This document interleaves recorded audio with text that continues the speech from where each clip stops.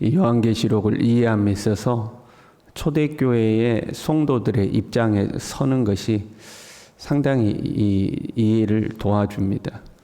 오늘날 우리는 기록된 성경을 이렇게 가지고 있잖아요. 성경의 66권을 한 권의 책으로 가지고 있고, 한 권만 있는 것이 아니라 5식구면 식구대로 한 권씩 들고 있고, 또 그 한 권씩만 있는 것이 아니라 그 외에 집에 성경이 여러 권 더 있는 사람도 많이 있죠. 원하면 어느 때라도 우리는 성경을 펼쳐볼 수가 있습니다. 지금 이제 스마트폰을 통해서도 언제 어디서든지 성경을 원하면 원하는 부분을 펴서 볼 수가 있습니다. 그런데 당대의 성도들은 그렇지가 않죠. 당대의 성도들은 잘해야 교회에 한 권 있을 정도입니다. 그 잘해야 한 권이고, 그것도 돌려가면서 읽는 거죠. 이 요한계시록도 아시아 7교회에 보내는 편지였기 때문에 우리 교회에서 읽으면 그 다음에 한 달이나 이거 읽는 거죠. 그리고 나면 그 다음에 다른 교회로 보내는 거죠. 에베소 교회에서 한 달 정도 읽고, 이제 주일마다 읽는 거 아니에요? 한 달이라고 해봐야 4번밖에 안 읽는 거죠. 주일 예배 때 읽으면. 그리고 나면 또 서머나 교회로 보내고, 이렇게 교회가 돌아가면서 읽는 거죠. 내가 오늘 예배 시간에 예배를 참석했어요. 그랬더니 요한계시록을 예배에 쭉 읽었어요. 그럼 내가 그 요한계시록의 내용을 이제 들은 거잖아요.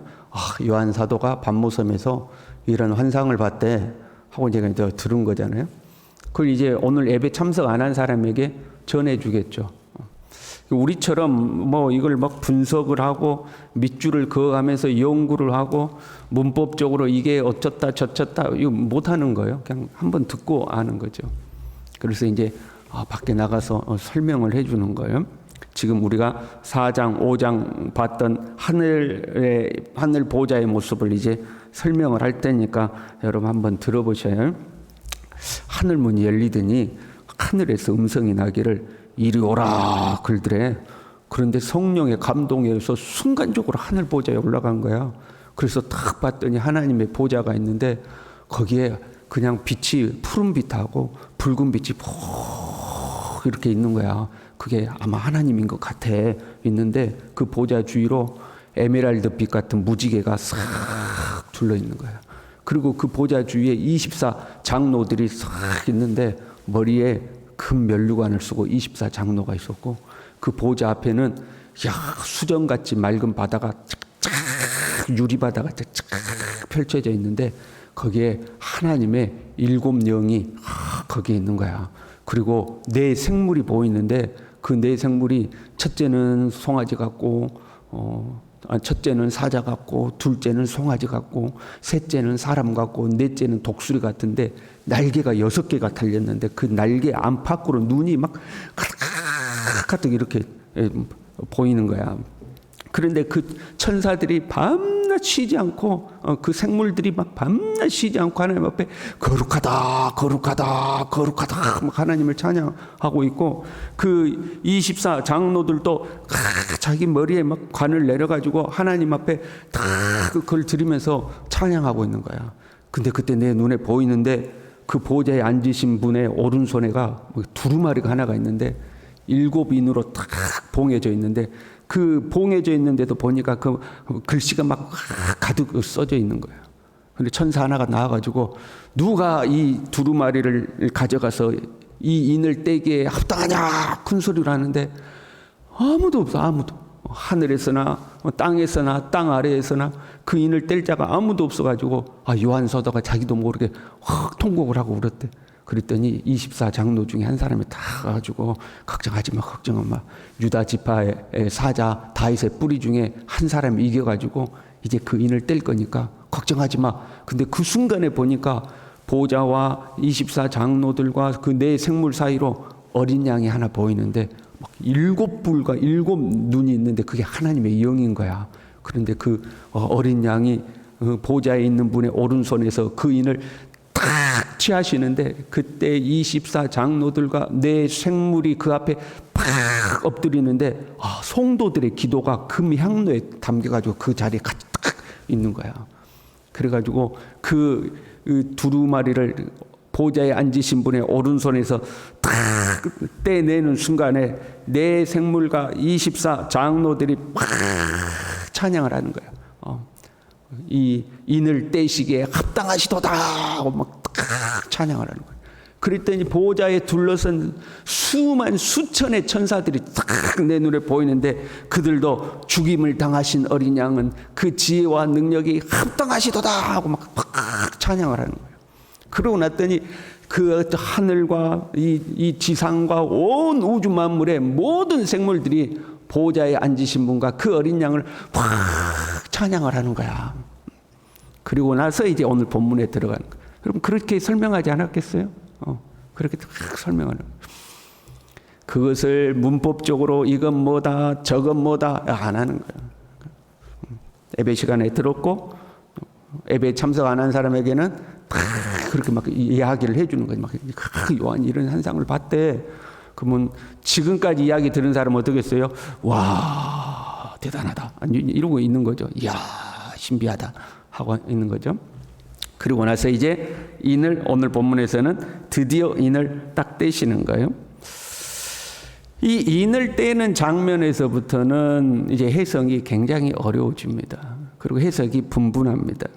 그래서 여기에 대한 우리가 사전 지식을 좀 이야기할 필요가 있습니다. 인을 떼고 그 다음에 나팔을 불고 대접을 쏟아붓습니다. 이게 순서거든요. 인을 떼고 나팔 불고 대접을 쏟아붓고 그런데 인을 하나 떼고 나면 흰말이 나오고 그 탄자가 활을 가졌고 멸류관을 받고 나가서 이기고 또 이기고 하더라. 막 이제 이런 내용이 있어요. 그래서 지금까지 우리도 이제 대부분 그런 이야기들 많이 들은 거예요. 인을 뗄 때마다 뭔가 이 지상에 뭔가 현상이 나타나고 인 하나 떼면 지상에 무슨 현상이 나타나고 두 번째 인을 떼면 지상에 무슨 현상이 나타나고 첫 번째 나팔 불면 또 지상에 무슨 현상이 나타나고 두 번째 나팔 불면 또 지상에 무슨 현상이 나타나고 대접 하나 쏟아부으면 무슨 현상 나타나고 두 번째 대접 쏟아부으면 무슨 현상 나타나고 이것을 삼중재앙으로 이해를 한 거죠. 삼중으로. 인을 뗄 때 재앙이 나타나고 나팔 불 때도 재앙이 나타나고 대접을 쏟아부을 때도 재앙이 나타나는데 그 강도가 점점 강해진다. 인을 뗄 때 재앙보다 나팔 불 때가 더 심하고 나팔 불 때보다 대접을 쏟아부을 때 재앙이 훨씬 심해진다. 그래서 삼중으로 재앙이 이루어져서 인류 멸망에 도달한다 하고 이제 이해를 많이 했습니다. 이걸 이제 연대기적으로 이야기하는 거, 역사 속에서 이것들이 쭉 순서대로 이루어져 가는 것이다 하고 우리가 살아왔던 예수님 이후에 2000년 역사를 막 연구해가지고 이 지구상에 어떤 일들이 있었는가를 막 찾는 거죠. 그래서 이게 첫 번째 인에 해당되는 그래서 뭐 흑사병이 돌았다거나 뭐 이제 1차 세계 대전이 벌어져서 수없이 사람들이 죽어나가고 이런 것들을 이게 첫 번째다, 이게 두 번째다 이제 연대적으로 맞추려고 하는 거죠. 그러다 보니까 이게 문제가 있는 거예요. 안 맞는 부분들이 있는 거죠. 그 연대기적으로 맞춰가지고 지금 우리는 몇 번째 나팔을 부는 역사 속에서 살고 있느냐 이제 이걸 찾고 싶은 거죠. 우리는 몇 번째 나팔 속에 있느냐 하는 거죠. 근데 이게 안 맞는 거죠. 역사적으로 안 맞으니까 억지로 갖다 붙이는 거죠. 이 사건을 억지로 이거는 첫 번째 대접이다. 뭐 이런 식으로 갖다 붙이는 거죠. 과거에 이제 한참 한국 교회가 부흥회로 뜨거울 때에 부흥 강사님들이 이 요한계시록을 이렇게 말씀을 설교할 때가 많이 있었어요. 그때 대부분 어떻게 설교를 했냐면 지금까지 6번째 나팔을 불었다. 그래서 마지막 7번째 나팔이 남아있다. 그러면 그 7번째 나팔을 불 때에 우리가 호련히 하늘로 휴거해서 올라갈 것이다. 그리고 휴거받지 못한 사람들은 이 땅에 7년 대재앙이 있는데 그 재앙을 통과해야 된다. 통과하지 못한 자들은 짐승의 표를 받는다거나 해서 그 7년 대재앙을 통과하지 못하면 7년 대재앙 후에 예수님이 재림하시는데 그때 구원받지 못한다 하고 이제 이 부흥강사님들이 그런 설교를 많이 했어요. 6번째 나팔을 불었고 이제 7번째 나팔을 불기 직전이다. 7번째 나팔을 불면 우리가 호련히 휴거돼 가는 거예요. 그러니까 여러분 긴장해야 되겠어요? 안 해야겠어요? 6번째 나팔까지 불었다니까요. 7번 탁 나팔 불면 우리 중에 휴거될 사람은 어느 날 싹 올라가서 없어져 버리고, 나머지 남아있는 사람 이 땅에서 그 고난과 핍박과 예수 믿는 사람들 싹 다 잡아 죽이고 그러는 고난을 끝까지 견뎌낸 사람들은 그걸 이제 마지막 예수님 오실 때에 구원을 받는 거죠. 그러나 못 견딘 사람들은 이제 구원받지 못한다 하고 이제 그런 해석들을 많이 한 거죠. 그 이제 세대주의적 해석이라고 하는 건데, 거기에 우리는 좀 익숙해져 있습니다. 과거에 그런 설교들을 많이 들었으니까 그런 지식들을 좀 내려놓고 우리가 요한계시록을 초대교회 성도의 입장에서 다시 생각해 볼 필요가 있다 하는 거죠. 보세요. 봉인 따로, 나팔 따로, 대접 따로 해석하면 이 세 해석이 안 되는 부분이 있습니다. 오늘 본문의 말씀도 12절에 보면 이렇게 됐어요. 해가 검어지고 달은 피같이 되고 하늘의 별들이 땅에 떨어지고 하늘은 두루마리가 말리는 것 같이 떠나간다. 그 지구의 문제가 아니라 우주적인 재앙이 있는 거죠. 그렇잖아요. 하늘의 별들이 떨어지고 하늘이 두루마리 말리는 것처럼 떠나간다는 건 우주적 변화가 있는 거잖아요. 지금 인을 떼고 있는데 이미 우주적 재앙이 이루어져 버린 거예요. 그러면 존재할 수가 없잖아요. 여러분, 하늘에 해와 달과 별이 떨어지면 어떻게 돼요? 이 땅에 존재할 수가 없는 거죠. 그러니까 이거를 순차적인 재앙으로 이해를 하면 해석이 안 맞습니다. 되지가 않는 거죠. 자, 우리가 초대교회 성도들로 다시 돌아가 봐요. 초대교회 성도들은 이걸 어떻게 이해했을까 하는 거죠. 보좌에 앉으신 분에게서 두루마리를 받았어요. 두루마리는 우리 알죠? 우리도 사극 같은 데 보면은 이렇게 펼쳐가서 읽는 거 있잖아요. 뭔지 알죠, 여러분? 둥글게 말아가지고 싹 펼쳐서 읽잖아요. 그 두루마리가 둥글게 말아져 있는데 끝에가 인을 7개로 인도장을 찍어 놓은 거죠. 그걸 해놓은 거예요. 그 인을 탁탁탁 떼는데 하나 떼고 두 번째 떼는 데까지 시간이 얼마 걸릴까요? 하나 떼고 두 번째 떼는 데까지 시간이 얼마 걸려요? 그냥 바로 떼는 거죠. 그렇죠, 여러분? 인 탁 떼고 탁 떼고 탁 떼고 탁 떼고 단추 띄는 거하고 똑같은 거예요. 탁 떼고 탁 떼고 탁 떼고 바로 연속 동작으로서 인을 떼내는 거죠. 그렇잖아요. 하나 떼놓고 한참 있다가 두 번째 떼고 또 한참 있다가 세 번째 떼고 이렇게 하는 게 아니라 두루마리를 이제 펼쳐보기 위한 거니까 탁탁탁 떼는 거죠. 우리는 두루마리를 임봉하지 아니하고 보면은 우리는 끈으로 묶어두잖아요. 끈으로 묶어두면 그 끈을 딱 풀고 두루마리를 착 펼쳐서 죄인 아무개는 들으라 이렇게 이제 두루마리를 읽는 거잖아요. 그래서 인을 떼는 것은 연속 동작인 거죠. 그런데 우리는 이거를 인 떼고 한참 재앙이 일어나고 두 번째 인 떼고 또 다른 재앙이 일어나고 세 번째 인 떼고 또 다른 재앙이 일어나고 이렇게 생각을 하는 거죠. 이렇게 첫 번째 인 떼고 심판이 시작되고 두 번째 인 떼고 또 심판이 지속되고 이렇게 생각하는데 그렇지 않다는 거죠. 보세요. 다섯 번째 인을 뗄 때에 순교자들의 탄원이 나오는데 이렇게 돼 있어요. 땅에 거하는 자들을 심판하여 우리 피를 갚아주지 아니하시기를 어느 때까지 하시려 하나이까. 그 수가 차기까지 하리라 이렇게 됐어요. 여러분, 심판이 지금 진행됐어요? 안 됐어요?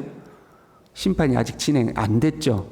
다섯 번째 인을 뗄 때에도 아직 순교자들이 이야기하기를 어느 때까지입니까? 하고 이야기하니까 아직 수가 안 찼다 하고 이야기하는 거죠. 아직 심판 진행이 안 됐다는 걸 알 수가 있어요. 인을 떼는 동안 마치 뭔가 심판이 진행되는 것처럼 보이지만 사실은 심판이 진행되지 않았다 하는 것을 알 수가 있는 거죠. 그러면 우리가 상식적으로 한번 생각해 봐요. 자, 우리가 여기 사극 속에 있는 두루마리를 하나 가지고 와야 되는데 두루마리를 가지고 왔어요. 아무나 못 보게 탁 인봉을 시켜놨어요. 지금 그 인을 이제 제가 탁 뗐어요. 그리고 나서 두루마리를 펼치겠죠. 펼치고 두루마리의 내용을 제가 읽을 거 아닙니까? 제가 읽을 거 아니에요. 죄인 아무개는 이런 죄를 지었기 때문에 뭐 사형에 처하노라 하고 탁 읽었어요. 그러면 그 다음에 우리는 뭐예요? 북쳐요. 우리는 둥 하고 북을 쳐요. 그리고 나면 망나니가 나와서 그 두루마리의 내용에 따라서 목을 치든지 아니면 사약을 내리든지 이렇게 되는 거죠. 근데 이스라엘은 두루마리를 펼치고 그 다음에 뭐 한 거예요? 나팔을 분 거죠. 나팔을 빵빵빵 나팔을 분 거죠. 그리고 두루마리의 내용대로 시행하는 게 뭐예요? 대접을 쏟아붓는 거죠. 두루마리를 인을 뗄 때는 두루마리의 내용이 드러나는 것을 의미하는 거고, 나팔을 불 때는 그 두루마리의 내용이 이제 시작된다 하는 것을 의미하는 거고, 대접을 쏟아붓는 것은 실제로 두루마리의 내용이 시행되는 것이다 하는 것을 알리는 거예요. 그거는 이해가 되시죠? 두루마리를 떼고 그러면 빰빰빰빰 나팔을 불면 드디어 두루마리의 내용을 시행을 하는 거죠. 이것이 하나의 사건인 거죠. 두루마리를 떼고 나팔을 불고 두루마리 내용대로 인을 쏟아붓고, 이게 하나의 사건이죠. 이제 여기에 대한 이해가 돼야 돼요. 이게 이해가 안 되면 요한계시록은 해석이 아주 난해해집니다. 왜냐하면 이게 하나님의 구원 역사가 이 땅에 성취되는 것으로 보려면 각각에 해당되는 내용이 역사 속에서 이루어져야 되거든요. 그런데 이게 이루어지지가 않는 거예요. 아무리 깨어 맞춰도 억지로 이제 깨어 맞춰서 어려움을 갖게 되는 거죠. 우리가 초대교회 성도의 입장에서 이해하면, 이제 두루마리 인 때인데, 그래? 그럼 이제 나팔 불고 시행하겠네? 초대교회 성도들은 그렇게 받아들이는 거죠. 그러면 인을 뗄 때마다 나오는 이 내용들은 뭐냐면, 첫째 인을 떼면 천사가 말하니까 흰 말이 나오고 그 탄자가 활을 가졌는데 이렇게 나오잖아요. 그 인을 뗐으니까 그 다음에 내용들은 뭐겠어요? 그 인을 뗀 두루마리 안에 있는 내용이 무엇인가를 보여주는 거죠. 우리는 상상력을 동원할 필요가 있어요. 영화적 상상력을. 우리는 초대교회 성도들보다 상상하기가 쉬워요. 왜냐하면 영화 같은 것을 봤기 때문에. 여러분 이제 우리가 영화라고 생각하고 해봐요. 어떤 꼬맹이가 어디 굴 속에 같은 데 들어갔는데 오래된 고서를 하나 발견한 거예요. 야, 이게 뭐냐 싶어가지고 그 고서를 탁 열었더니 그 고서에는 애언이 기록된 책인데 고서를 탁 열었더니 갑자기 빛이 그 책에서 쫙 나오더니 그냥 앞에서 환상같이 그림이 펼쳐졌는데 앞으로 이 지구상에 일어날 일들이 막 샥 보이는 거예요. 그러니까 꼬매가 너무 놀라가지고 그 책을 탁 닫은 거예요. 그랬더니 환상이 싹 없어진 거예요. 놀래가지고 이게 뭐야 싶어가지고 다시 책을 탁 펼쳤더니 또 그 인류 멸망의 스토리가 다시 확 펼쳐지더니 샥 보이는 거예요. 그래서 놀래가지고 탁 닫으면 탁 덮어니. 이제 이런 영화적 상상할 수 있죠. 여러분 할 수 있죠. 그것처럼 두루마리의 인을 펼 때에 두루마리의 내용이 마치 그러한 모습처럼 이게 펼쳐지는 것이 두루마리에 뗄 때 나오는 내용이다 하는 거죠. 이해가 되셨습니까? 여러분 새벽이라 그런 표정이요. 이해가 안 돼서 그런 표정이요. 이게 이해가 돼야 돼요. 그래야 요한계시록이 쉬워집니다. 그렇지 않으면 굉장히 어려운 말씀이 돼요.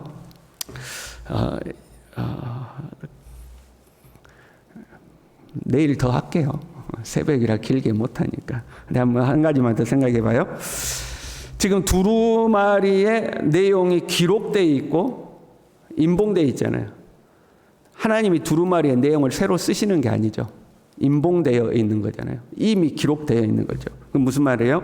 하나님의 인류 구원 역사와 심판 역사는 이미 다 계획이 되어 있다는 거예요. 하나님이 그때그때 새로 쓰시는 것이 아니라 이미 계획이 되어 있는 거죠. 우리의 삶에 대한 것도 마찬가지예요. 하나님은 우리를 모태에서부터 택정하셨다고 되어 있고 창세전에 우리를 택하셨다 이렇게 되어 있는 거죠. 우리에 대한 하나님의 계획도 이미 다 계획이 되어 있는 거죠. 지금 지상에서는 난리가 났어요. 세상에 득세했어요.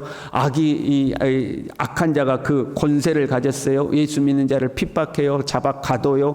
죽이기도 해요. 예수 믿는 사람들은 환난과 핍박이 끊임이 없어요. 믿음 약한 사람 예수 믿어도 소용없다. 하나님 믿어도 소용없다고 떠나가고 예수님 다시 오신다 했는데 오기는 언제 오냐.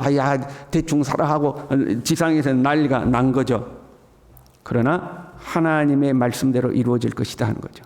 하나님의 말씀은 이미 기록되어 있고 그 말씀이 펼쳐지고 나팔을 부는 순간 그 말씀대로 모든 것은 다 시행된다는 거죠. 그때까지 우리의 믿음을 굳건히 지키는 우리 모두 될 수 있기를 바랍니다. 기도하겠습니다. 하나님 아버지, 주님의 말씀을 이해할 수 있는 지혜를 주시고 이 말씀을 통해서 우리에게 무엇을 가르치시는지 깨달을 수 있도록 하나님 우리를 도와주시옵소서. 인류 역사의 주인이 되시는 하나님께서 모든 것을 주관하고 통치하고 계심을 믿음의 눈을 열어 바라보게 도와주시고 우리의 삶에 어떤 일이 일어날지라도 믿음 흔들리지 말고 끝까지 주님 신뢰하고 믿음으로 살아갈 수 있도록 우리 모두를 붙들어 주시옵소서. 예수님의 이름으로 기도 올리옵나이다. 아멘.